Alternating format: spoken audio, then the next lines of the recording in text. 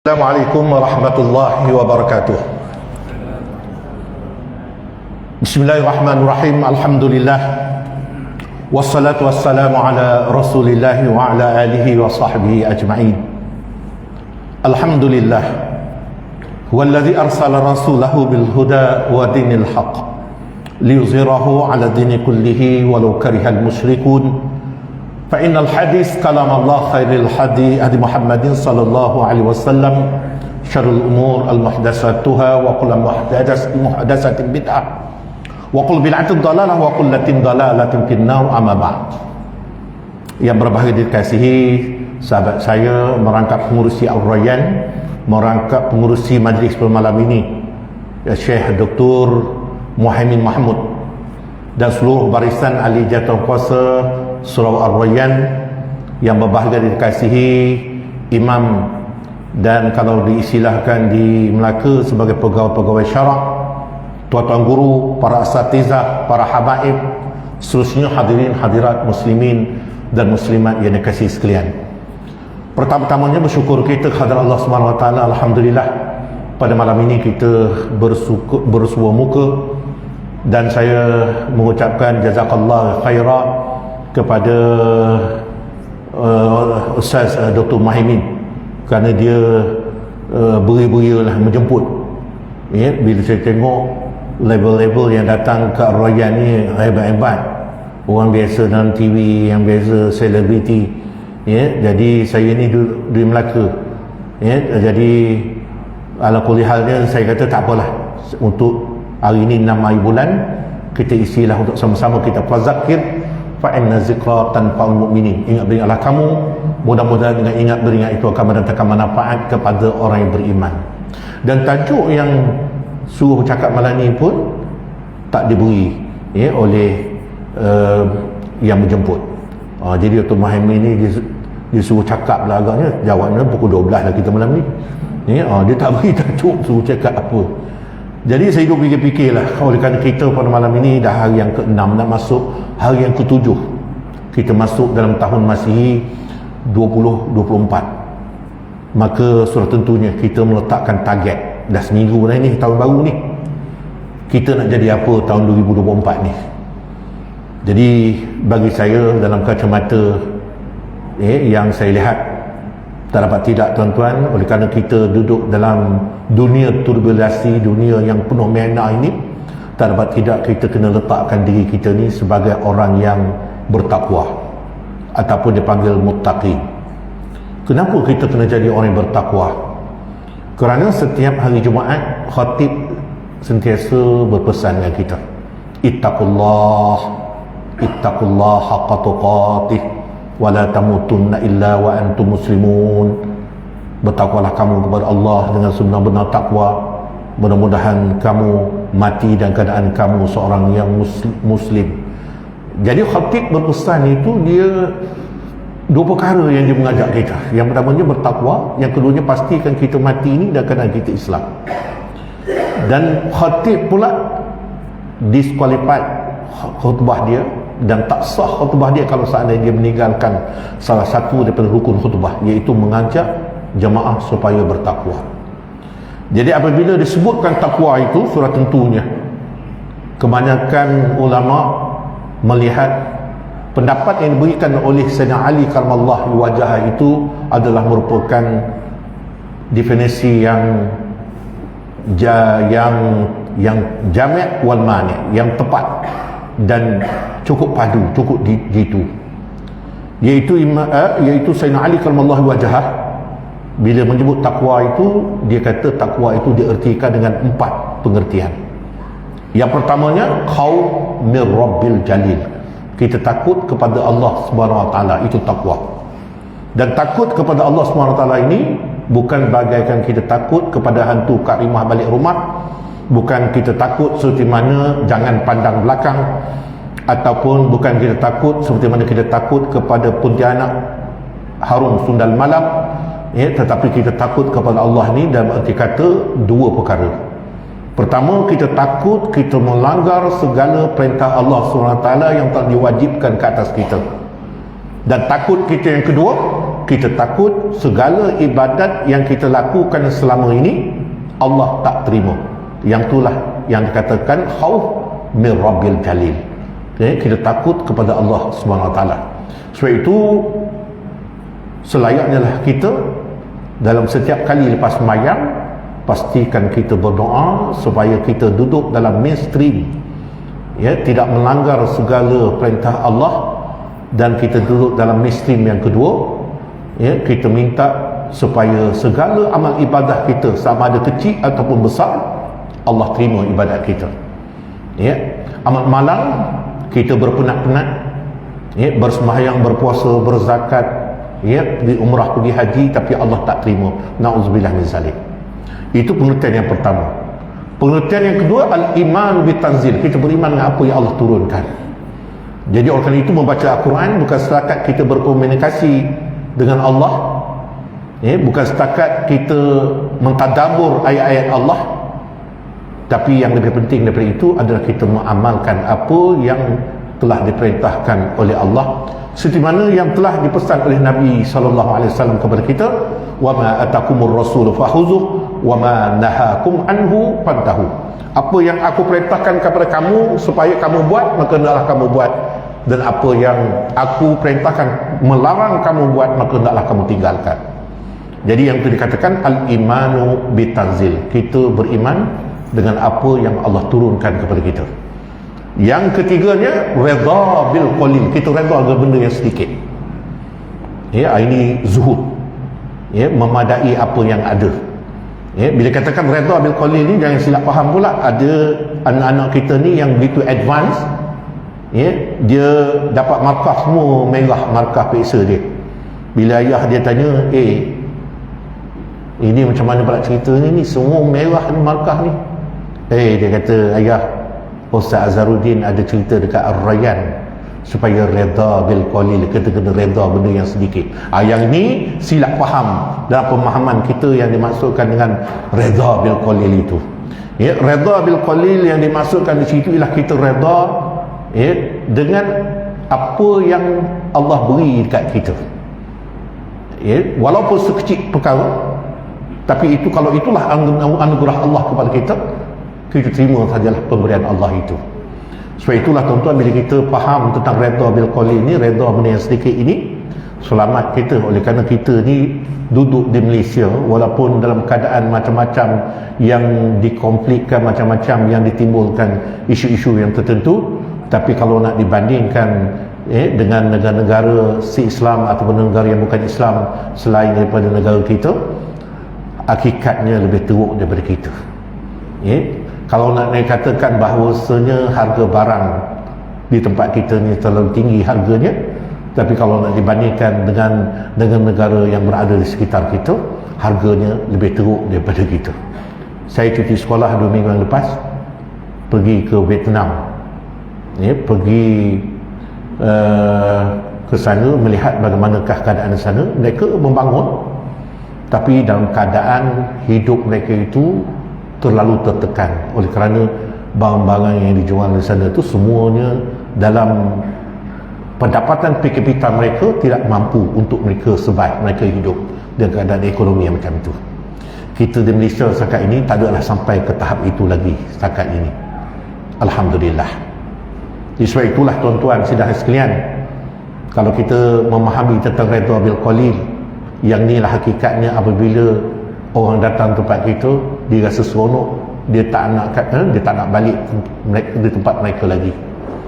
Bila kita tangkap dia, immigration tangkap dia, hantar balik sampai tempat dia kata no problem pak, kapan-kapan datang lagi. Mana ada tuan-tuan sebuah negara dalam dunia ni orang dah berkapan nak datang lagi, melainkan negara kita lah tuan-tuan. 10 kali kita hantar balik, 10 kali sampai tempat dia kata no problem pak, kapan-kapan datang lagi. Dah kapan datang lagi tuan-tuan. Sebab itulah saya nak berkongsi lah tuan-tuan, tahun 2010 pada masa itu kita jadi host persidangan OIC. Saya masih ingat lagi tuan-tuan, pada masa itu saya jadi regional officer Combine Jakim Wisma Putra dan UTK Bukit Aman. Saya ditakdirkan Allah pada ketika itu jaga delegasi daripada Sudan. Bila kita pergi ke airport KLA jemput delegasi ini, mengucap panjang dia kata Masya Allah, dia kata azim, dia kata paradise, dia kata. Dia tengok tempat kita hebat, airport kita pun hebat. Dalam kereta ketika mana nak pergi ke Golden Horses, sebab semua duduk kat Seri Kembangan pada masa itu, dalam kereta tak habis dia mengucap, dia kata Masya Allah. Dia tengok jalan raya tempat kita 3 lane, 4 lane, 3 lane, 4 lane. Dia kata jalan raya di tempat dia bas nak berselisih pun tak dapat. Tengah-tengah duduk dalam kereta tu tadi, zup, kereta kancil potong Mercedes, lagi dia terperanjat. Sebab di tempat dia pun tak jumpa kereta kancil potong Mercedes, tuan-tuan. Di Malaysia kereta kancil potong Mercedes. Hari Jumaat kami awak bawa dia semayang di Masjid Sultan Salahuddin di Shah Alam. Pada masa itu dia tak nak semayang di Masjid Putera dan di Masjid Sultan Tunku Zain Abidin, dia tak nak semayang. Kita bawa dia semayang pergi ke Shah Alam. Bila time nak ambil wuduk, mati akal dia, tuan-tuan. Dia tak jumpa kunci air kat mana. Lalu ditanya, ya Hazaruddin, aina miftah Hanafiyah ya Hazaruddin, mana kunci air? Dia tak jumpa. Saya kata, ya Syekh, mafi miftah ya Syekh, ataitul liyad insyaAllah nafi ulma. Dia tolak, dia tangan, zup, air keluar, tuan-tuan. Terperanjat dia. Lalu ditanya saya, fikul masjid di Malaysia hakaza ya Hazaruddin, semua masjid di Malaysia ni macam ni ke? Saya nak minyak, tuan-tuan. Masa tu saya tipu dia, saya kata naam, yes, saya kata. Kalau dia pergi ke Ar-Royan, tuan-tuan, dia pakai pulah lagi, tuan-tuan, saya rasa dia cukur ni kepala saya, tuan-tuan. Tapi kerana semangat, tuan-tuan, saya kata semua di Malaysia tolak di tangan, air keluar. Dia kata Masya Allah, dia kata azim. Daripada Shah Alam, tuan-tuan, nak balik semula ke Golden Horses, dalam kereta tak habis dia mengucap. Kerana dia tengok tempat kita, jalan-jalan hospital, jalan-jalan klinik, jalan-jalan klinik, jalan-jalan hospital.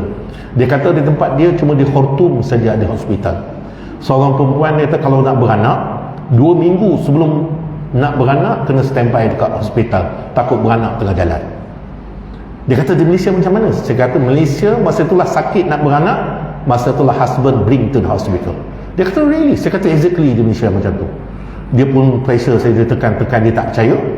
Saya buat the true story kat dia. Saya kata ada seorang perempuan sangat sakit nak beranak, husband dia bring to the hospital. Nak jadikan hari ni dalam sejarah, belum sempat masuk dalam labor room, isteri dia beranak dalam lift. Gempar hospital, tuan-tuan, sebab tak pernah dia beranak dalam lift. Lepas tu orang pakat duk ambil gambar, tuan-tuan, kelukuk ambil gambar. Menangis perempuan tadi, tuan-tuan, malu dia, orang ambil gambar dia. Doktor dengan nurse pergi pujuk, biasalah puan beranak dalam lift. Mana biasa, kata malu, dia kata malu dia beranak dalam lift. Doktor dengan nurse pergi pujuk lah, biasalah puan tahan juga lah beranak dalam lift. Ada seorang perempuan tahun lepas tak sempat pun dia beranak dalam lift. Dia beranak kat pintu pagar hospital.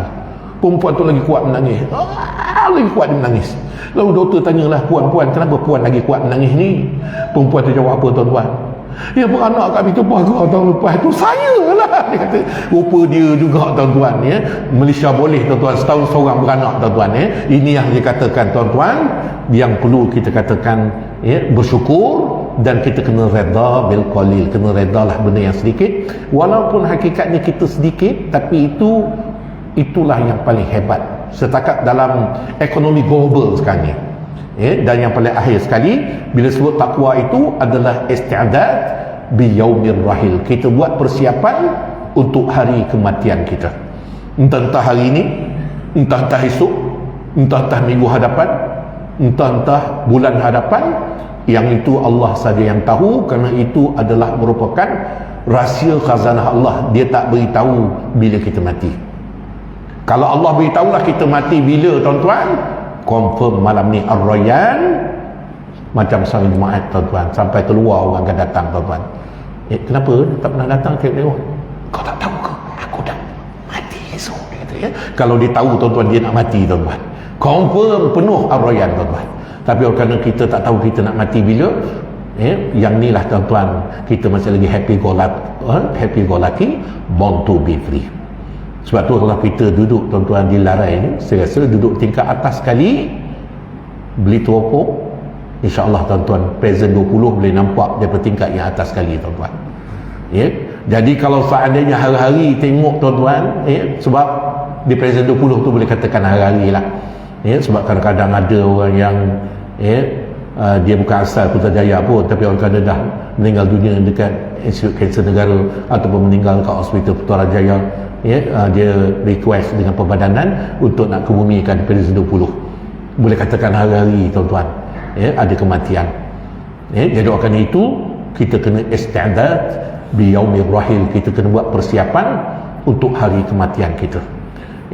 Formula buah kelapa tidak menjadi rujukan kita untuk hari ini. Dulu orang kata hidup kita ni bagaikan buah kelapa, tunggu yang tua je gugur, yang muda insya-Allah tak gugur-gugur. Tapi sekarang dia dah terbalik tuan-tuan, yang muda tu gugur awal tuan-tuan. Oleh kerana nak buat coconut shake, oleh kerana nak minum air kelapa muda, maka air kelapa muda turun dulu tuan-tuan. Jadi begitulah kehidupan kita hari ini. Banyak orang muda mendahului orang tua, dan kadang segar-begar, tapi oleh kerana merempit mati tengah jalan. Ada kadang-kadang oleh kerana terlalu happy sangat sampai tak sedar dunia, macam-macam lah akhirnya boleh bawakan kepada kematian. Jadi oleh kerana itu, takwa itu bermakna kita membuat persiapan untuk hari kematian kita. Apabila kita membincangkan tentang apakah faedahnya takwa ini, sudah tentunya cukup banyak. Allah ceritakan berbagai-bagai versi dalam Al-Quran.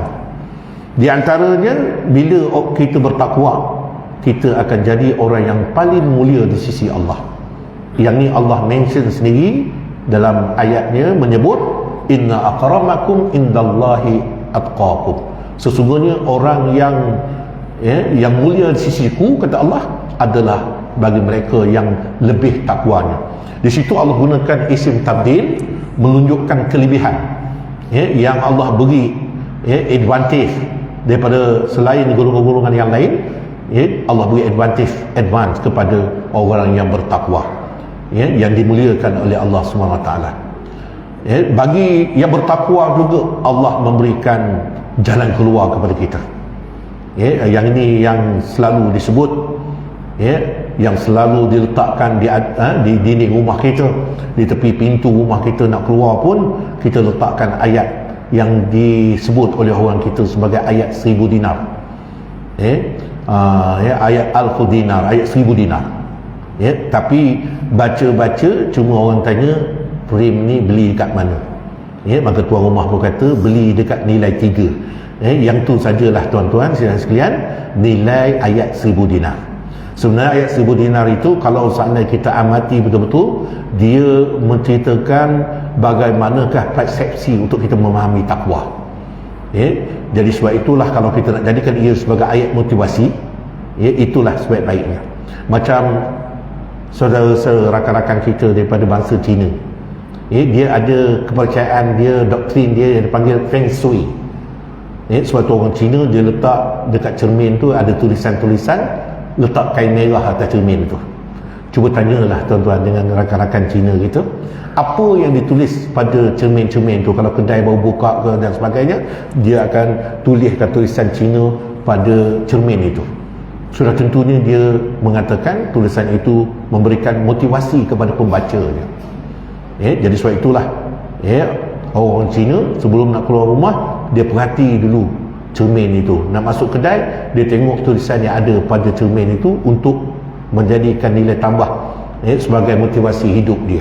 Ini Cina punya style tuan-tuan, sebab dia ada doktrin mempercayai Feng Shui.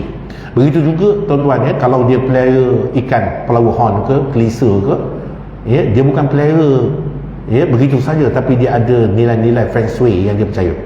Sebab itu orang Cina, dia nak tengok hari itu ong ke ataupun sui, dia akan pergi dekat akuarium ikan dia tu, dia tengok ikan tu beri moncong ke beri ekor. Ini style Cina tuan-tuan. Sebelum nak keluar rumah, dia pergi dekat akuarium tu, tengok ikan beri moncong, ini hari ong punya hari, dia kata. Pergi dekat akuarium tu, ikan beri ekor, sui punya hari, dia kata. Dia yakin dengan itu tuan-tuan. Tapi kita letak ayat 1000 dinar, suruh cicak yang baca, lepas cicak baca dia berak pula atas frame tu tuan-tuan. Itulah malangnya bagi kita. Allah SWT cerita dalam ayat 1000 dinar itu, wa may yattaqillah ay yaj'al lahu makhraja. Ya, bagi siapa yang bertakwa, Allah beri dia jalan keluar. Dalam dia kesempitan keuangan, Allah beri dia jalan keluar. Dalam keadaan dia kesempitan dalam sudut kesihatan yang banyak mengganggu kehidupan dia, Allah beri jalan kesembuhan. Dalam keadaan dia runsing memikirkan banyak perkara, sama ada pekerjaan dia, sama ada mengenai masalah anak-anak dia, Allah berikan ayyaj'al lahu makhraja, Allah berikan dia jalan keluar. Ini janji Allah, tuan-tuan. Dalam ayat 1000 dinar itu Allah kata wa may yattaqillah ayyaj'al lahu makhraja.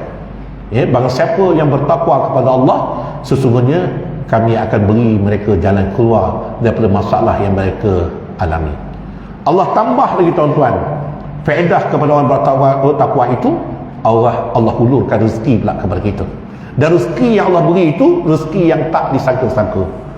Wa may yarzuqhu wa may yattaqillah ayyaj'al lahu makhraja wa yarzuqhu min haitsu la yahtasib. Allah beri kita rezeki satu yang tak diduga-duga. Dalam keadaan kita tengah memikirlah apalah income yang kita boleh nak dapat sebelum 24 hari bulan, tiba-tiba ada dia orang datang kat kita, Mat, baru teringat hari ni aku pernah berhutang dengan kau ni, Mat, dulu ni, Mat, baru dia ingat tak bayar-bayar, Mat, aku takut roh aku esok tak ada angkat dia Allah, tak awang-awang di antara langit dengan bumi, aku nak bayar hari ni, Mat. Hari ni dikatakan wa yarzuqu min haitsu la yahtasib. Satu benda yang tak diduga-duga Allah beri kita, tuan-tuan. Begitu jugalah, tuan-tuan. Sekarang ni untuk makluman, Melaka dia menjadikan tahun 2024 ni tahun melawat Melaka. Jadi malam baru-baru ni ada dua kontradik di Stadium Hajibat tu buat acara Islamik. Dia panggil Carnival Islamik Antarabangsa Melaka. Adalah selawat, adalah macam-macam, semua program keagamaan.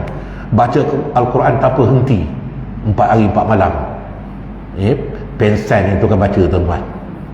Cuma Malaysian Guinness Record tak rekod saja. Maksudnya bacaan Al-Quran yang terpanjang. Sebab rekod Malaysia sekarang ni 160 jam. Yang dibuat baca di Melaka baru ni mengatasi rekod itu. Cuma tak bayar 10,000 kepada Guinness Book Record, jadi tak direkodkan. Nak ceritanya, pada malam yang terakhir dibuatkan cabutan bertuah kereta beta Pro 2 di tepi sungai Melaka tu. Dia buat sambutan pelancaran tahun melawat Melaka dengan celebrate tahun baru 2024. Panggil Tok Siti Nurhaliza menyanyi. Di situ ada cabutan bertuah juga, tuan-tuan. Iaitu X70 Proton pula, tuan-tuan. Yang dua-dua kereta tu semuanya dia termasuk wa yarzuqhu min haitsu la yahtasib. Dia tak menduga, tuan-tuan, yang cabut-cabut daripada ribuan kertas-kertas cabutan tu, dia buat macam tu, tangkap, tengok kena ke dia, tuan-tuan. Dia pun tak sangka, cuma tak pensan dia malam tu, tuan-tuan. Yang dia dapat kereta begitu saja. Itu belum lagi yang motornya ni apa. Yang ini dikatakan wa yarzuqhu min haitsu la yahtasib. Satu benda yang tak diduga-duga. Jadi bila kita dah tahu, tuan-tuan, tentang takwa ini, kepentingannya dan faedah-faedahnya, sudah tentunya macam mana kita nak skor untuk diri kita ni dapat yang dikatakan sebagai muttaqin, orang yang bertakwa itu. Yang ini Allah ceritakan pula, tuan-tuan, dalam surah Al-Baqarah. Yang biasa kita baca ketika mana doa selamat ataupun tahlil doa arwah, kita akan baca pangkal ayat 1 hingga 5 surah Al-Baqarah ini. Dalam ayat 1 hingga 5 itu Allah menceritakan satu persatu tentang ciri-ciri, sifat-sifat orang yang bertakwa itu. Macam manakah ciri-cirinya. Jadi sebab itulah Allah mulakan dengan Alif Lam Mim. Allah lah saja yang tahu maknanya Alif Lam Mim itu. Walaupun di sana Allah membuka luas untuk kita mengkaji apakah rahsia yang tersurat dan yang tersirat. Ni ada seorang student di Universiti Al-Azhar dalam bidang bahasa. Dia cuba mengkaji kenapa Allah mulakan huruf muqatta'ah. Dalam Al-Quran ni banyak huruf-huruf muqatta'ah. Sama ada dengan huruf muqatta'ah satu huruf, nun, qaf, ataupun dalam dua huruf, yasin, ataupun selalunya yasin lah biasa kita baca, ataupun dalam tiga huruf, alif lam mim, alif lam ra, dan kadang-kadang ada sampai 4, ada sampai 5, alif lam mim sad. Itu semuanya ayat-ayat muqatta'ah. Ayat-ayat muqatta'ah ni tuan-tuan short form tapi penuh rahsia. Tapi kalau macam saudara kita di Indonesia, mereka suka menggunakan muqatta'ah ni juga, yang dipanggil sebagai akronim. Sebab itu kalau kita pergi Indonesia, bila disebut ABRI, dia merujuk kepada Angkatan Bersenjata Republik Indonesia. Bila disebut Polri, Polis Republik Indonesia. Cuma berhati-hati tuan-tuan, dalam akronim ni pernah jawatankuasa masjid pergi melawat ke Indonesia, sampai dekat Medan tu, tiba-tiba driver van teksi tu duduk sebut masjid, masjid, masjid, masjid. Jawatankuasa tu kata kita tak semayang lagi ni, jomlah kita pergi semayang jamak. Itu teksi tu dah sebut tu, suruh pergi ke masjid. Naiklah tuan-tuan van tu ramai-ramai, semua jawatankuasa berkopiah semua tuan-tuan. Rupa-rupanya bukan masjid yang dibawa tuan-tuan, rupanya masjid itu masas picit. Jadi yang ni berhati-hati tuan-tuan. Habis jawatankuasa dia tuan-tuan, kopiah atas kepala semua masuk dalam poket tuan-tuan. Sebab silap pergi tuan-tuan. Kan masjid tu tadi, masjid rupanya masas picit. Yang ni berhati-hati dalam menggunakan akronim. Tapi nak cerita dalam Al-Quran ini tadi, Allah mulakan dengan alif lam mim. Allah saja yang mengetahui maksudnya. Saya nak cerita tadi, ada student PhD di Universiti Al-Azhar, nanti dia bilang bahasa, dalam kuliah lughah, dia kaji-kaji rupanya rahsia di sebalik kenapa Allah gunakan huruf muqatta'ah alif lam mim. Rupanya huruf yang paling banyak adalah surah Baqarah, yang terpanjang dalam Al-Quran itu adalah huruf alif. Yang kedua panjang adalah huruf lam, dan yang ketiga panjang adalah huruf mim. Itu kajian yang dibuat. Tak payah kira lah tuan-tuan, sebab dia dah dapat PhD dah. Sekali kita kira, kita tengok dia kira salah. Itu boleh lah cerita balik semula dengan Universiti Al-Azhar. Kita kata PhD yang dia dapat itu tadi kena tarik balik semula lah, sebab tak betul dia kira. Itulah cerita tuan-tuan. Tapi sekarang kita peganglah apa yang dia dah kaji itu, itulah ceritanya. Huruf alif paling banyak, huruf lam yang kedua banyak, huruf mim yang ketiga banyak. Dan ada juga orang buat kajian lagi, kenapa digunakan huruf muqatta'ah itu? Kerana rahsianya selepas daripada huruf muqatta'ah itu akan ada satu rahsia lagi. Allah akan puji Al-Quran. Alif lam mim zalikal kitabu la raiba fihi hudan lil muttaqin yasin wal qur'anil hakim. Semua tuan-tuan, lepas huruf muqatta'ah itu Allah akan puji Al-Quran, Allah akan ceritakan kebesaran Al-Quran. Yang tu kena buat kajian pula lah tuan-tuan. Kenapa lepas huruf muqatta'ah Allah puji Al-Quran? Itu satu rahsia yang perlu dikaji, yang perlu diselidiki. Khazanah yang Allah saja yang tahu rahsianya. Jadi Allah sebut tuan-tuan dalam ayat itu selepas alif lam mim, zalikal kitabu la raiba fihi hudan lil muttaqin. Inilah Al-Quran yang tidak ada ragu-ragu lagi. Kepada siapa? Kepada orang yang bertakwa. Orang yang bertakwa, dia tak akan ragu-ragu lagi. Dia akan percaya daripada jild minal jild, daripada kulit ke kulit masah Al-Quran itu. Dia tak akan reject. Dia akan tak akan terminate apa yang ada dalam Al-Quran itu. Allah ceritakan satu persatu siapa dia orang yang bertakwa itu, ciri-cirinya macam mana. Innal ladzina yu'minuna bil ghaib. Itu ciri yang pertama. Orang yang bertakwa itu adalah mereka-mereka yang beriman dengan perkara ghaib, ataupun dalam arti kata lainnya perkara-perkara yang metafisik, yang tak dapat dipegang, tak dapat dipandang, tak dapat dilihat, tak dapat dirasa. Itu dikatakan benda ghaib. Dalam istilah ilmu usuluddin, ilmu tauhid, ilmu akidah, dia dipanggil sebagai sam'iyat.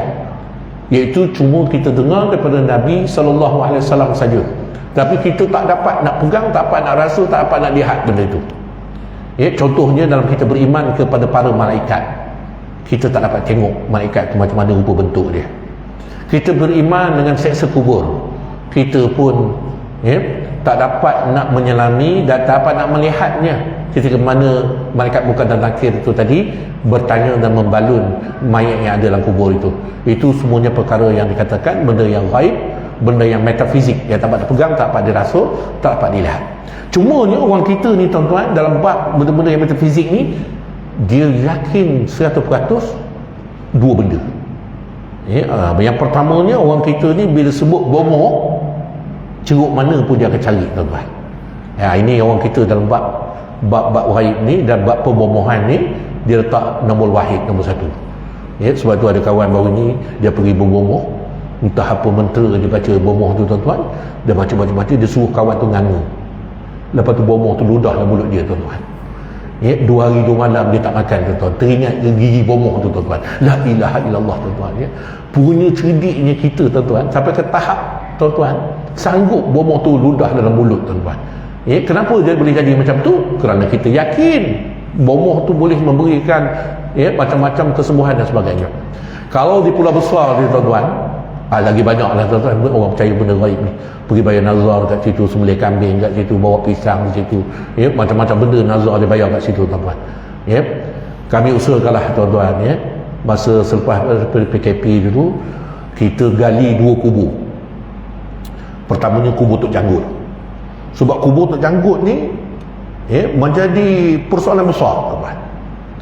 Sebab saudara kita daripada Kelantan, kalau pergi ke Melaka, dia akan persoalkan, bila mana pula Tok Janggut datang ke Melaka ni?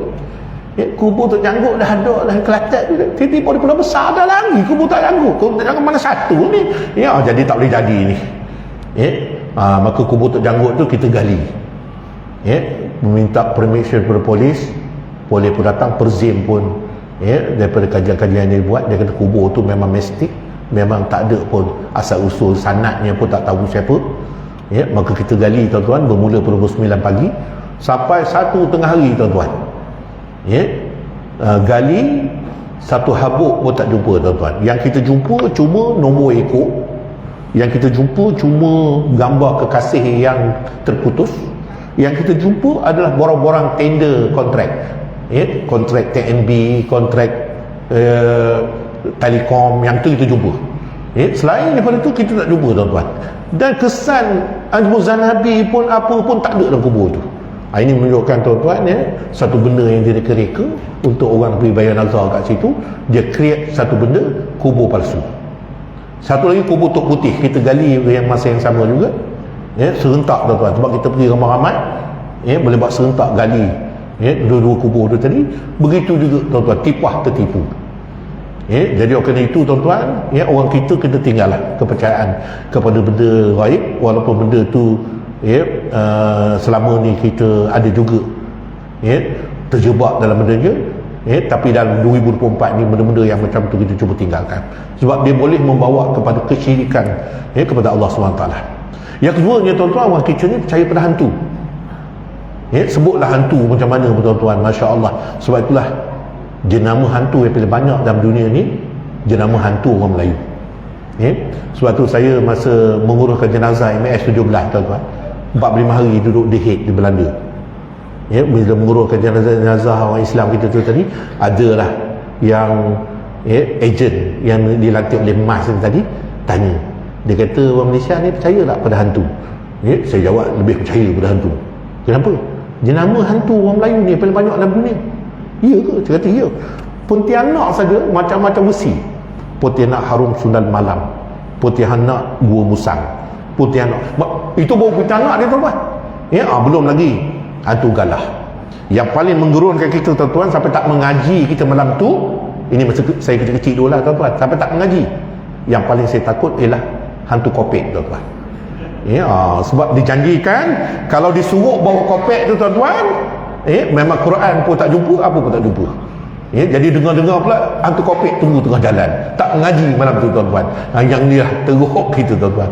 Jadi kerana itu kita cukup percaya dengan benda hantu ni, ya.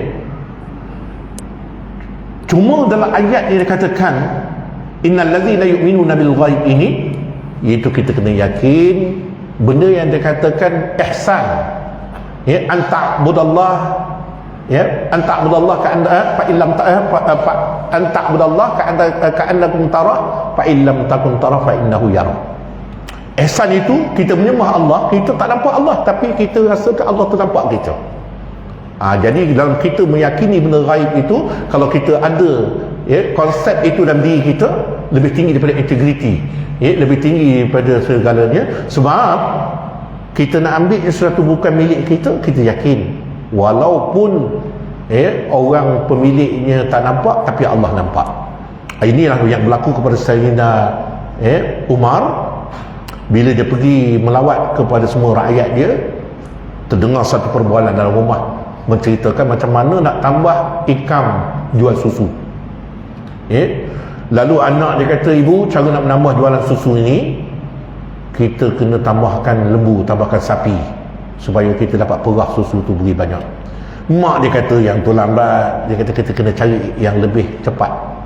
Dan macam mana caranya, kata anak dia, kita kena tambah air dalam susu ni, ya. Anak dia jawab, tak boleh mak, kalau khalifah tahu perbuatan kita, dihukumnya kita sebab kita menjual benda tipu, ya. Lalu mak dia kata, khalifah mana ada di sini? Dia tak tahu Sayyidina Umar duduk di luar rumah tu, tuan-tuan, sedang meneliti apa yang diperbualkan di antara anak perempuan yang tadi dengan ibu dia. Jawapan keramat yang dikeluarkan oleh anak dia, tuan-tuan, dia kata, ibu, kalau seandainya khalifah tak nampak, bagaimanakah dengan Tuhan kepada khalifah?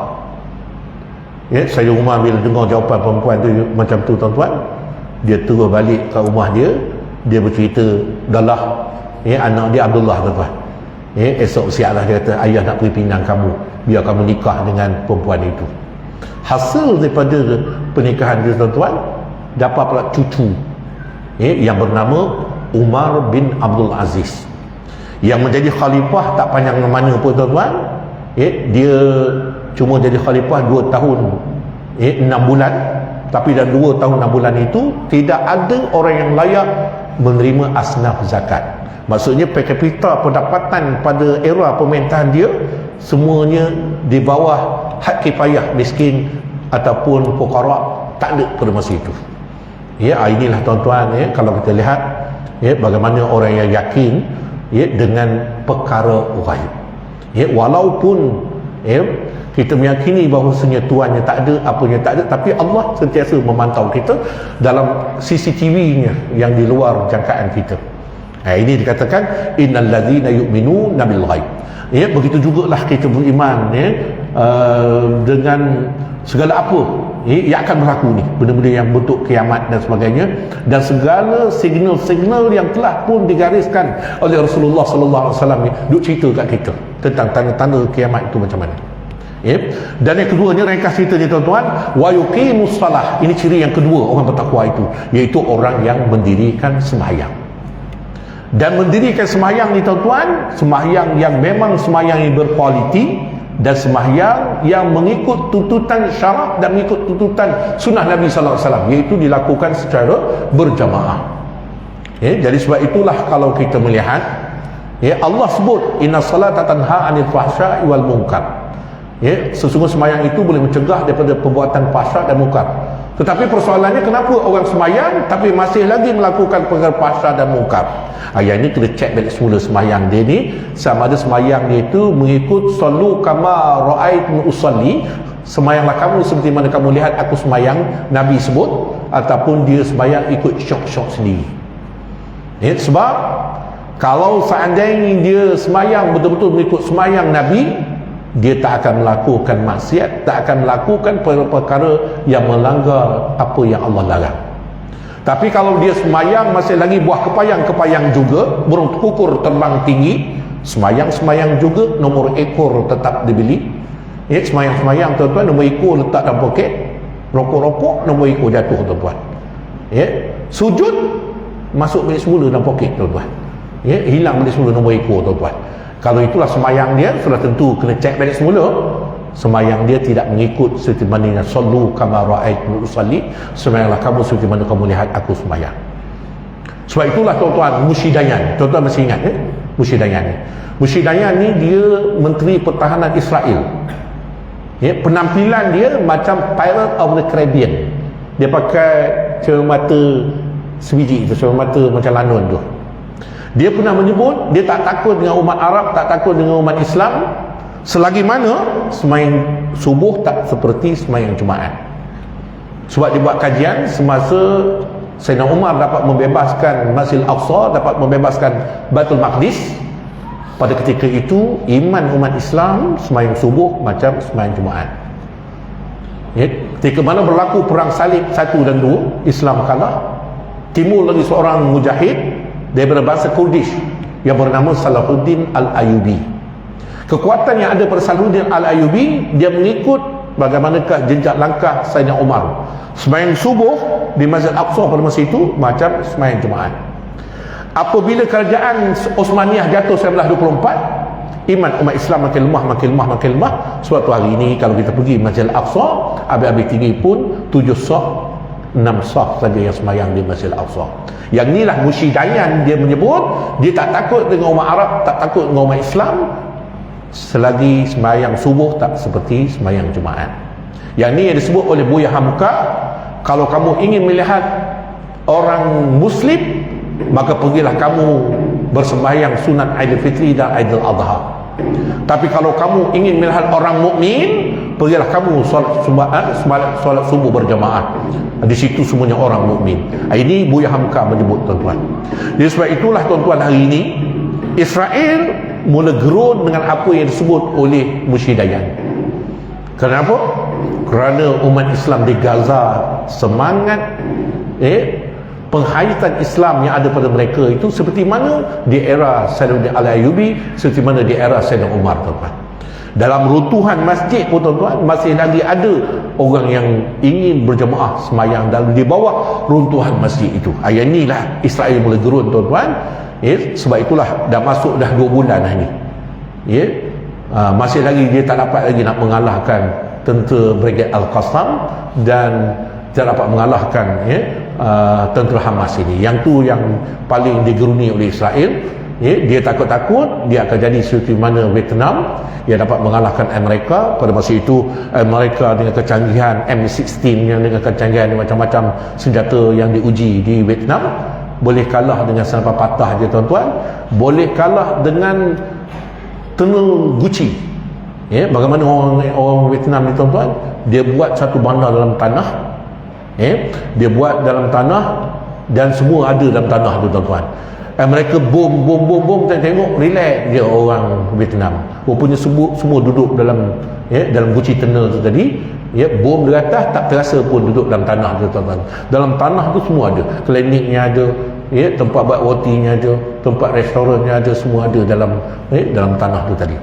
Yang inilah, tuan-tuan, bagaimanakah satu ketika dulu, ketika mana Muhyiddin Dayan dia pernah menyebut pada abad yang ke-20 ini, dia kata kubur yang paling kukuh sekali adalah kubur Balif.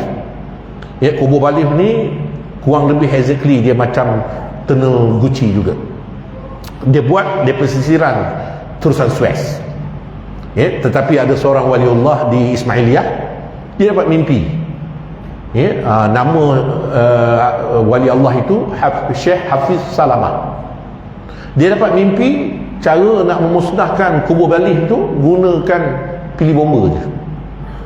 Jadi dia berikan firasat mimpi dia itu kepada Anwar Sadat, jadi presiden pada masa itu. Anwar Sadat kata macam mana? Dia kata kita berperang sekarang ni, duit dah tak ada, duit semua dah kita spend untuk persenjataan kita, untuk tentera kita tak ada duit lagi dah. Syekh Hafiz Salamah beri idea lagi, kita gunakan bina wanita Umi Kalsum, suruh dia menyanyi pergi negara Arab ni, pokok ada jutawan-jutawan Arab ni beri duit. Memang benarlah, tuan-tuan. Umi Kalsum pergi menyanyi di Emirates, orang Emirates beri duit, menyanyi di Qatar beri duit. Hasil daripada Umi Kalsum ni hebatlah, tuan-tuan. Saya tak berjumpa lagi seorang artis dalam dunia ni dia mati, orang terjun sungai, orang terjun bangunan, melainkan Ummi Kalsum, tuan-tuan. Ya, Ummi Kalsum meninggal dunia, semua jambatan di Sungai Nil tu polis terpaksa kawal orang terjun Sungai Nil bunuh diri, tuan-tuan. Saya tak jumpa lagi lah siapa ini meninggal. Ya, orang naik bangunan larai ni terjun ke bawah, saya tak jumpa lagi, tuan-tuan. Ya, melainkan ya, Ummi Kalsum. Ini hebatnya Ummi Kalsum ni.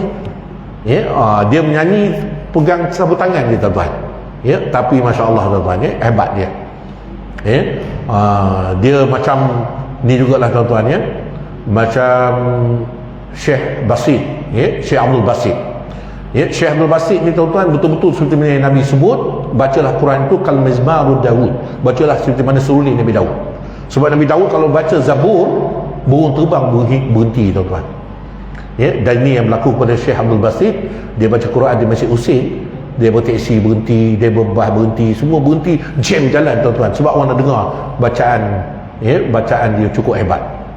Dia nak cerita Ummi Kalsum ni tadi, buat konsep-konsep ni tadi, itulah duit yang dia dapat. Ya, ketika itu Mesir order pilih bomber daripada Jerman. Mossad Israel kata apa benda pula lah Mesir ni, dan sibuk-sibuk orang berperang ni duk beli pilih bomber. Ya, dah dapat pilih bomber tu, tuan-tuan, maka di pesisiran terusan Suez tu tadi diletakkan pilih bomber tu tadi pada 17 Ramadan 1 Oktober, ya, tahun 1973. Dia semua, tuan-tuan, ya, daripada subuh, lepas subuh, ya, sampai zuhur, sebelum asar, tuan-tuan, Israel menyerah diri, surrender. Dan ketika itu Hosni Mubarak merupakan ketua tentera udara, serang daripada atas. Ya, rupa-rupanya, tuan-tuan, habis terhakis semua kubur baling tu tadi, ya, dengan pilih bomber tu tadi. Rupanya situ, tuan-tuan, ya, Allah berikan kasyaf kepada Syekh Hafiz Salamah bagaimana dia nak memusnahkan kubur baling itu. Merupakan guna pilih bomber je. Cuma yang dilakukan oleh tentera Israel sekarang ni, duk pam air masuk dalam, ya, dalam lubang-lubang tu, kata tentera Hamas tak meninggalkan bekas apa-apa pun. Tak tahulah cara macam mana pula, tuan-tuan, ya, bagaimana air itu dapat ditangkis pula oleh tentera Hamas, itu wallahu alam lah. Itu semuanya rahsia ketenteraan yang ada pada mereka. Jadi, tuan-tuan, pastikan wa yuqimus solah, di semayang, dan semayang terbaiknya kita lakukan secara berjamaah. Dan kalau bolehnya pastikan surah Ar-Rayyan ini sentiasa hidup berjamaah. Ya, tak dapat dengan kesibukan dunia zuhur asar, pastikan, tuan-tuan, abi-abi lekeh pun maghrib, isyak, subuh, tuan-tuan, ya, hendaklah kita lakukan secara berjamaah. Ya, lebih lagi kita duduk dalam satu komplek ni, lift tekan butang dia, tuan-tuan, kita boleh datang untuk sembahyang. Ya, kalau kita dapat momentum semua surau-surau masjid-masjid, surau-surau Jumaat di Putrajaya ini, ya, mampu menghidupkan sembahyang subuh macam surau Jumaat, yang ni, tuan-tuan, menjadikan satu kekuatan untuk kita. Ya, melihat bagaimanakah, ya, syiar umat Islam dan kekuatan iman umat Islam, ya, maka hari makin, ya, mencernakan. Kemudian, tuan-tuan pada sekalian, Allah menyebut lagi ciri yang ketiga, wa mimma razaqnahum yunfiqun. Ya, apa benda yang Allah beri kepada kita, kita kena distribute balik semula. Ya, kena infakkan balik semula. Ya, dan nilaian infak ni, tuan-tuan, bukan letakkan kepada berapa yang kita beri. Ya, neraca Allah dalam infak ni adalah ikhlas. Ya, walaupun dalam, ya, beri kita tu adalah nilai yang sedikit, tapi dengan sedikit tu tapi ikhlas, itu lebih baik kita beri banyak tapi tak ikhlas. Macam mana pula kita nak tahu ikhlas tak ikhlas ni? Yang ni mudah saja, tuan-tuan. Ya, Ibn Hazmin dia memberikan satu, ya, perumpamaan, ya, bagaimana kita nak memahami ikhlas ni. Dia kata apa itu ikhlas? Ikhlas itu, kata Ibn Hazmin, adalah surah ikhlas itu sendiri. Itu ikhlas. Ya, cuba tengok surah ikhlas, tuan-tuan, walaupun namanya surah ikhlas, ayatnya 4 je. Qul wallahu ahad, katalah Allah itu satu, Allahus samad, Allah itu tempat kita mohon bantuan. Lam yalid wa lam yulad, dia tidak beranak dan diperanakkan. Wa lam yakul lahu kufuwan ahad, tidak ada satu pun Tuhan yang boleh kita samakan dengan Tuhan yang satu. Ya, 4 ayat tak ada pun menyebut, ya, ikhlas. maka itulah ikhlas, kata Ibn Hazmin. Ini bermakna tuan-tuan, kalau kita kata ini derma ikhlas saya ni, tak ikhlas tuan-tuan. Sebab apa? Sebut beri jam, letak kat surat Ar-Rayyan, tulis pula kat cermin jam tu sumbangan Hazaruddin bin Baharuddin. Confirm tak ikhlas tuan-tuan. Semua orang datang semayang tadi duduk menyebut Hazaruddin dengan satu pula yang beri jam ni. Apa pula Orient ni, berilah Rolex. Ni tuan-tuan, yang jatuh kuasa pula satu hal pula, kenapa letak tinggi sangat, sakit tengkuk nak menengok pukul berapa. Ini tuan-tuan, jadi sebab itulah tuan-tuan sekalian, ikhlas jangan sebut. Sebab tu kalau orang buat teka-teki dengan kita, apakah lagu hari raya yang paling ikhlas? Jawapannya adalah lagu Allahyarham Sudirman Haji Arsyad, Balik Kampung. Daripada awal lagu tu sampai akhir lagu tu, 2 kali kita PKP tuan-tuan, 2 kali kita menelih air mata sebab kita beraya dalam rumah tuan-tuan. Bila dikumandangkan, buka di radio Balik Kampung, tak balik. Sebab tuan-tuan, kita dah faham tuan-tuan, walaupun sebut Balik Kampung tu, walaupun tak sebut raya pun lagu tu, kita faham lah signal dia untuk suruh balik beraya. Walaupun dia sebut Balik Kampung je, tapi kita faham. Punyalah ikhlasnya lagu tu tuan-tuan. Sekarang ni telah terjemahkan tuan-tuan dalam pelbagai bahasa. Tak lama lagi kita, Deepavali dah lepas. Ada versi Tamil tuan-tuan, cerita Balik Kampung juga tapi versi Tamil. Kong Hi Pak Chai, ini tak lama ni, bulan 2 ni esok. Tengok pula versi Mandarin pula tuan-tuan. Christmas itu dah ada versi bahasa Inggeris. Yang ni tak jumpa lagi tuan-tuan, versi bahasa Arab. Yang ni Dr. Muhammad kena buat pula versi bahasa Arab. Sebab orang Arab ni tuan-tuan, dia suka meniru kita juga. Orang Arab ni suka meniru kita. Sebab tu kalau pergi Saudi tuan-tuan, masa kita dulu duduk mempromosikan keluarga Malaysia, rupa-rupa pergi ke Saudi, dia sebut Usrat Saudiyah. Dia kata keluarga Saudi. Kita kata dapat idea dari mana ni? Dia kata nahnu nahsun min Malaysia. Dia kata ambil dari Malaysia juga tuan-tuan. Sebab betul-betul kita sebut keluarga Malaysia, dia pun ambil juga tuan-tuan. Cuma lagu Balik Kampung ni tak jumpa lagi versi bahasa Arab. Jadi kalau orang Arab tahulah lirik lagu tu, rasanya dia terjemah dalam bahasa dia. Punyalah ikhlasnya lagu tu tuan-tuan, dah diterjemahkan dalam berbagai bahasa. Jadi oleh kerana itu, wa mimma razaqnahum yunfiqun, naklah kita distribute lebih-lebih lagi tuan-tuan, nak menghidupkan perkhidmatan di Ar-Rayyan ni, tak dapat tidak kena infak. Dan infak kita tuan-tuan mengikutlah kemampuan kita, walaupun sikit tapi ikhlas. Berilah RM1 ke RM2 ke RM3 ke RM5, yang penting ikhlas. Daripada kita beri tuan-tuan RM50,000 tapi duk menyebut hari-hari, habislah duit bank aku, tak jadi cerita juga tuan-tuan. Jadi oleh kerana itu, pastikan wa mimma razaqnahum yunfiqun. 2 lagi Allah sebut tuan-tuan, dalam ayat yang sama, yang ayat yang berikutnya, wallazina yu'minuna bima unzila ilaika wa ma unzila min qablik. Segala kitab-kitab yang Allah turunkan kepada kita ni, kita kena beriman semuanya. Kitab Taurat yang diberikan Nabi Musa, yang tu dah tak ada, dah huyuk, dah ditukar, dah diubah pula oleh orang-orang Yahudi jadi Talmud. Kitab Injil yang beri Nabi Isa tuan-tuan, dah diberikan tuan-tuan, bagai-bagai versi pula Bible.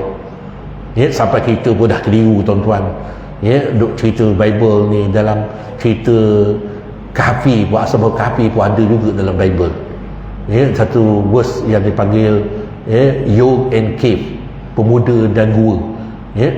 Habis kulit ke kulit cari tuan-tuan dalam Bible, mana satu ni ada cerita Ashabul Kahfi ni, rupa-rupa tak jumpa tuan-tuan. Rupanya kita terkeliru juga tuan-tuan. Rupa cerita Ashabul Kahfi ni cuma dalam Al-Quran je. Jadi dalam Injil pun tak ada, sama ada original ke ataupun telah diselewengkan menjadi Bible pun tak jumpa. Begitu juga Taurat daripada yang asli, daripada menjadi Talmud pun tak jumpa. Cuma Quran dia cerita Ashabul Kahfi. Okey, cerita tinggalkan yang itu. Kemudian Al-Quran diturunkan kepada Nabi Muhammad sallallahu alaihi wasallam. Cuma ni rahsia Al-Quran ni tuan-tuan, oleh kerana Allah turunkan Al-Quran ini, dan Allah janji, Allah jaga Al-Quran ini sehingga kan tak boleh berlaku sebarang penyelewengan dan perubahan pada Al-Quran itu.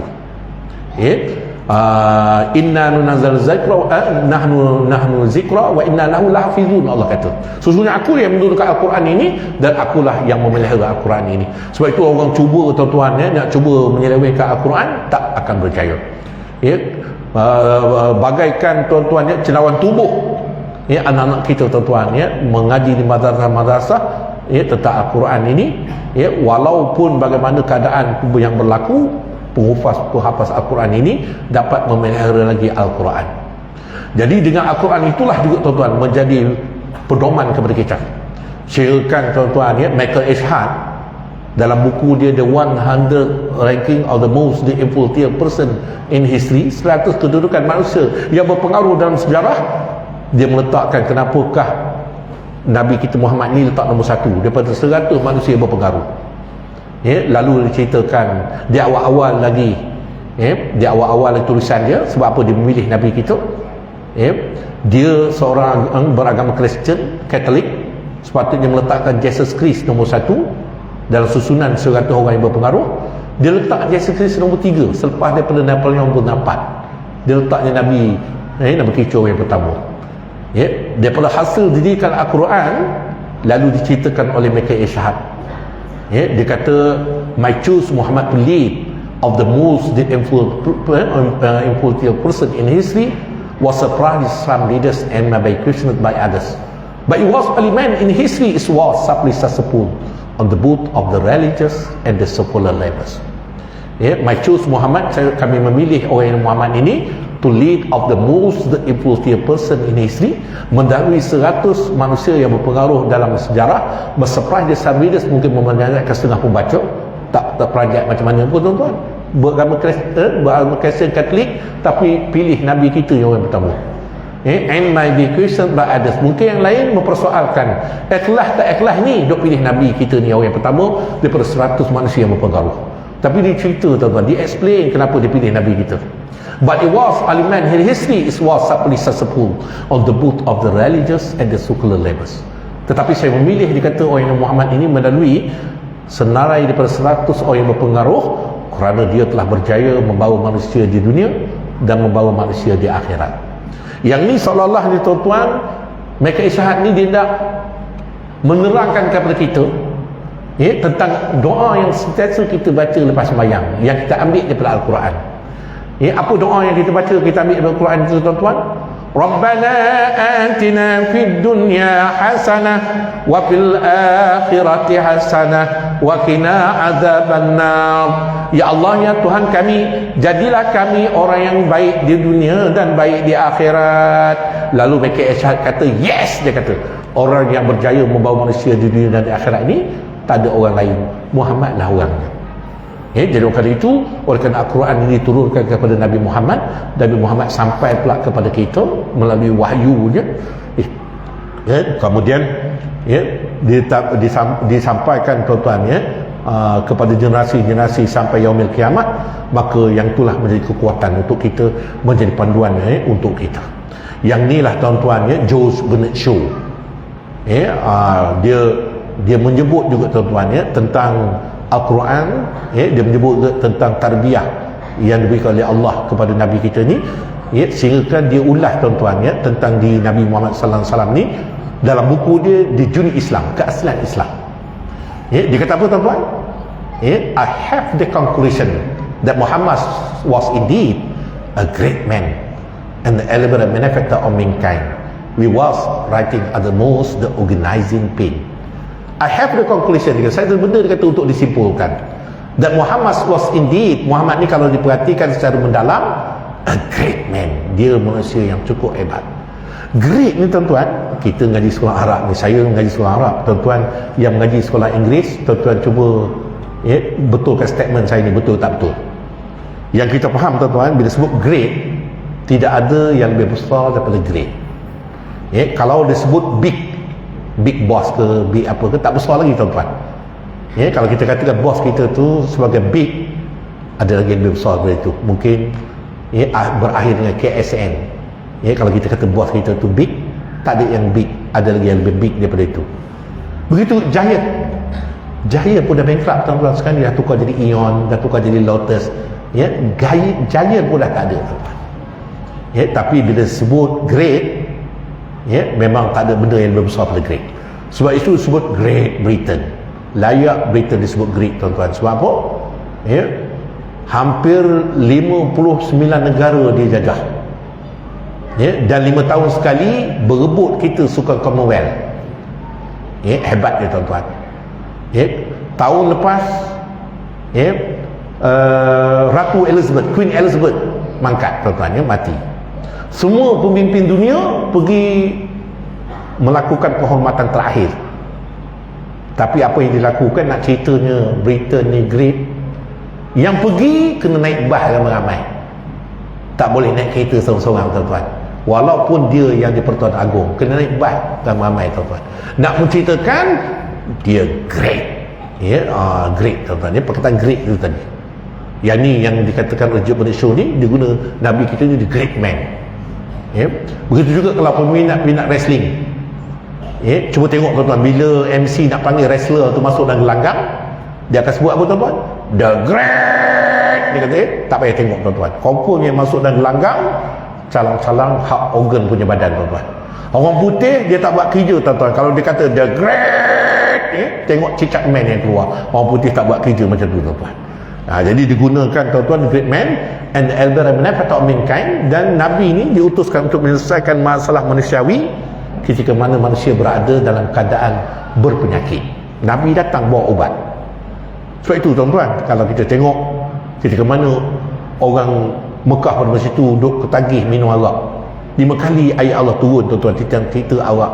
Yang paling final sekali, Allah sebut arak ni rijsum min amali syaitan fajtanibuh. Sesungguhnya arak ini adalah sekeji-keji perbuatan syaitan, maka hendaklah kamu jauhkan. Mereka memecahkan tempayan-tempayan arak pada ketika itu, sehingga kan diriwayatkan hampir banjir kota Mekah pada masa itu dengan air arak. Ya? Ini jahiliah masa itu, tuan-tuan. Maksudnya minum arak bukan pakai botol, tuan-tuan, ya, pakai tempayan.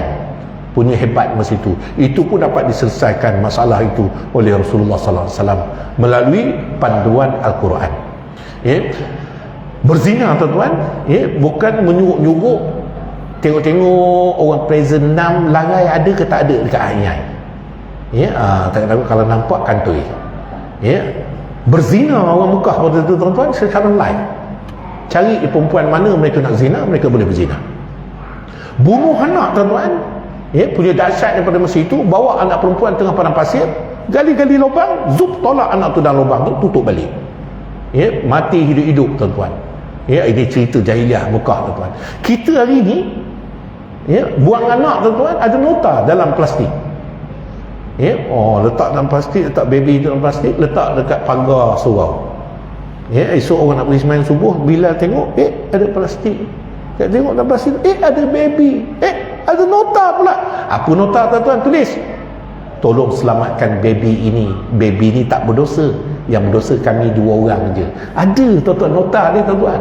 Dalam plastik tu tadi. Jahiliah Mekah, tuan-tuan, nota pun tak ada, plastik pun tak ada, apa pun tak ada. Yang itu pun dapat Nabi ubat, tuan-tuan. Yang inilah dikatakan tentang rahsia panduan Al-Quran itu tadi, sehingga kan Nabi SAW dapat membentuk satu komuniti yang terbaik, penyatuan umat yang terbaik melalui panduan Al-Quran. Kalau yang pada akhir sekali, ciri-ciri orang bertakwa itu wabil akhiratihum yuqinun. Dengan hari akhirat mereka yakin berlaku, pasti berlaku. Dia macam mati juga, tuan-tuan. Tapi signal-signal, tanda-tanda alamatul sughra, tanda-tanda kecil itu semua dah habis. Cuma kita menunggu sekarang ni alamatul kubra saja, tanda-tanda besar ni, tuan-tuan.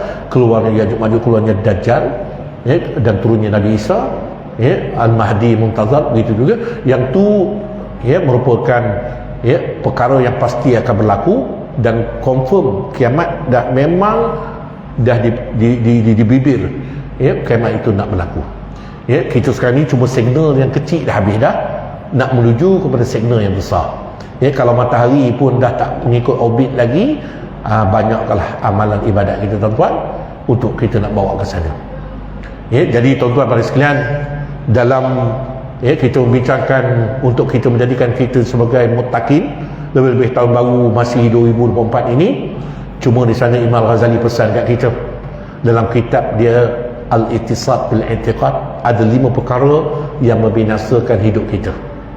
Jadi sebelum saya nak menghabiskan tazkirah saya pada maghrib ke isyak ni, jadi saya nak berilah apa yang telah diwasiatkan oleh Imam Ghazali, 5 perkara yang membinasakan hidup manusia. Yang pertama, kata Imam Ghazali, tersilap pilihan binasa hidup.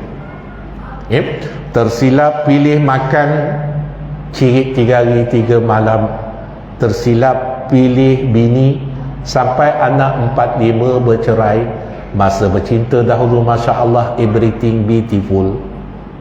Pada masa tu kentut pun bau perfume, tapi bila dah anak 4-5 tak kentut pun kata kentut. Tersilap pilihan. Tersilap pilih pemimpin 5 tahun menderita, tersilap pilih. Ini yang pertama yang membinasakan. Yang keduanya, mengubah haluan. Yang ni binasa hidup. Sebab itu Allah sebut dalam Al-Quran, wa inna hadza siratan mustaqima fattabi'uh wa la tattabi'u subul fatafarraqa bikum an sabili. Inilah jalanku yang lurus, jangan cari jalan-jalan yang lain yang menyebabkan kamu berada pada jalan yang bengkok. Setiap kali kita sembahyang tuan-tuan, kita request dengan Allah. Apa yang kita minta? Ihdinas siratal mustaqim. Tunjukkanlah kami ya Allah jalan yang lurus. Allah kata Hazaruddin, terus je go ahead. Duduklah jalan yang lurus itu, jangan cari lagi jalan-jalan yang selain daripada jalan yang bengkok itu. Jadi sebab itu Allah sebut dalam ayat yang lain, wa inna hadza siratan mustaqima fattabi'uh wa la tattabi'u subul fatafarraqa bikum an sabili. Ini jalan yang lurus, jangan cari lagi jalan-jalan yang lain yang menyebabkan kamu berada pada jalan yang bengkok dan jalan yang tak selayaknya. Jadi kerana itu jangan ubah haluan. Yang ketiga tuan-tuan, yang binasa hidup manusia ini, panjang angan-angan. Itu binasa. Aku nanti kalau jadilah yang di Pertuan Agong, entah bila-bila tuan-tuan. Dia pangkal nama pun tak ada tengku. Nak jadi agung macam mana tuan-tuan. Gila lah cerita tuan-tuan. Sebab di Melaka tuan-tuan ada 5 orang setakat ini mengaku Sultan Melaka. Yang paling latest sekali berlaku di Melimau, ada seorang perempuan pula mengaku dia Sultan Melaka. Yang ni pun hawau juga tuan-tuan, nak memikirkan tuan-tuan. Kalau lelaki mengaku Sultan Melaka, tahan juga. Ini perempuan pula mengaku Sultan Melaka. Tak ada dalam sejarah tuan-tuan. Sultan Melaka perempuan mengaku juga tuan-tuan. Tak apa. Itulah cerita tuan-tuan. Yang ni dikatakan panjang angan-angan binasa. Dan yang keempat, yang binasa hidup manusia itu banyak makan binasa. Orang makan sepinggan di 2 pinggan, bila dah hari-hari 2 pinggan, 3 pinggan, 2 pinggan, 3 pinggan, pergi cek doktor kata minta maaf Cik Mat, saya telah cek you punya body, confirm you kena penyakit package. Kalau doktor kata kita kena penyakit package tuan-tuan, jangan tanya package itu package apa, sudah tentu package itu merujuk pada package 3 serangkai. Apa dia? Darah tinggi, lemah jantung, kencing manis, itu package 3 serangkai. Pelengkap package, go out, gaut tuan-tuan. Yang ni datang semua daripada banyak makan. Kita pula tentang makan ni tuan-tuan, la ilaha illallah tuan-tuan, cukup mewah tuan-tuan. Saya tuan-tuan masa bertugas di Putrajaya, timbang-timbang 85 kg. Pergi ke Melaka, duk asam pedas tetel tu, asam pedas mayung tuan-tuan, timbang-timbang sekarang ni dah 100 lebih tuan-tuan. Hawau juga tuan-tuan. Yang ni tuan-tuan pada sekalian, tapi beringat juga tu. Sebab Imam Ghazali kata banyak makan ni membinasakan. Dan yang paling akhir sekali yang membinasakan hidup manusia itu, kata Imam Ghazali, banyak tidur. Ustaz Zaruddin cakap di depan, dia relax je, tidur. Hari Jumaat tuan-tuan cuba tengok tuan-tuan, bila khatib naik mimbar dia, Assalamualaikum warahmatullahi wabarakatuh, separuh makmum di bawah tidur tuan-tuan. Sebab tu seluruh masjid dia tackle tuan-tuan. Khatib ni sedih tuan-tuan, dia tackle makmum. Wahai sidang Jumaat yang dikasih sekalian, khatib ingin berpesan, ambil yang baik, buanglah yang buruk. Yang tu tertidur, terjaga, yang lain dia tidur. Bila khatib kata supaya ambil yang baik, buang yang buruk, dia terjaga masa tu. Oh, ambil yang baik, buang yang buruk, dia kata. Jadi bila selesai semayang tuan-tuan, bila sampai dekat tangga masjid, dia teringatlah pesanan khatib dia tadi supaya ambil yang baik, buang yang buruk. Maka dia ambillah selipar orang yang baik-baik, selipar dia yang buruk, dia tinggal dekat tangga masjid. Ini orang Melaka, dia guna perkataan satu lagi, lahabau punya manusia, tuan-tuan. Jadi mudah-mudahan kita tak termasuk dalam perkara tersebut. Jadi sekadar itu saja sebagai celoteh saya pada malam ini. Dan mungkin tak selesa, tuan-tuan. Oleh kerana kalau sebut celoteh ni masuk je isyak tu kena berhenti lah. Ini dah melirik lah. Tapi ala kulli halnya, itu yang dapat saya sampaikan pada malam ini untuk sahabat-sahabat kerama kita fazakir fa inna zikra tanfa'ul mu'minin. Ingat-ingatlah kamu, mudah-mudahan dengan ingat itu akan mendatangkan manfaat kepada orang beriman. Jadi sekadar itu saja yang dapat saya sampaikan. Yang baik daripada Allah, kurang baik itu daripada kelemahan diri saya sendiri. Kalau ada jarum yang patah, sila dibawa dalam lori. Kalau ada silap dan salah, I am sorry. Aqul qawli hadza wa astaghfirullah li wa lakum. Wassalamualaikum warahmatullahi wabarakatuh.